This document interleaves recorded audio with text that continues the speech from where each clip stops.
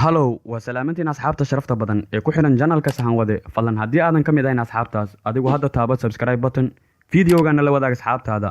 maanta waxaa idiin soo gudbinayaa xaqaa'iq ku saabsan waddanka Canada muuqaalkan markaad daawato kadib fadlan aragtidaada noogu reeb dhanka hoose ee commentiga aan isku soo laabanna wax yar kadib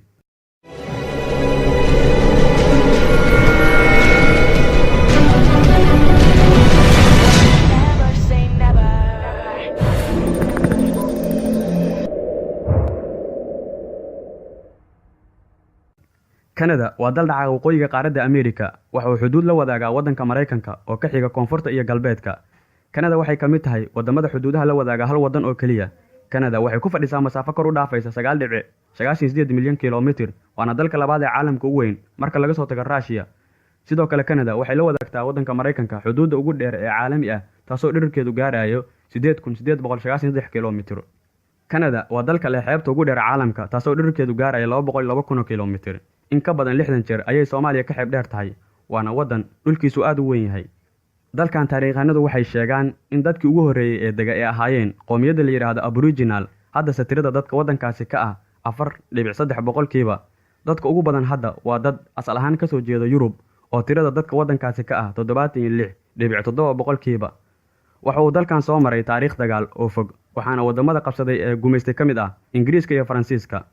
boqortooyada Ingiriiska ilaa hadda saameyn maamul ayay ku leedahay Canada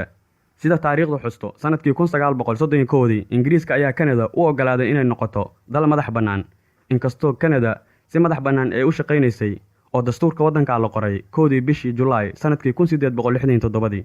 tirada dadka waddanka u dhashay waxaa lagu qiyaasaa 35,540,419 caasimadda waddanka waa Ottawa magaalada ugu weyn waa Toronto dalkuna waxa uu ka kooban yahay in ka badan 10 gobol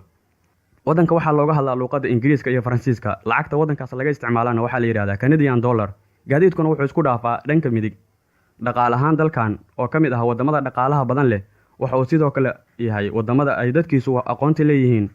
waxaa la sheegay in 51% dhalinyarada Canada ay ka baxeen jaamacado ururada ay ka mid tahay Canada dalka Canada waxay ka mid tahay ururo caalami ah oo ay ka mid yihiin ururada barwaaqa sooranka ururka ganacsiga adduunka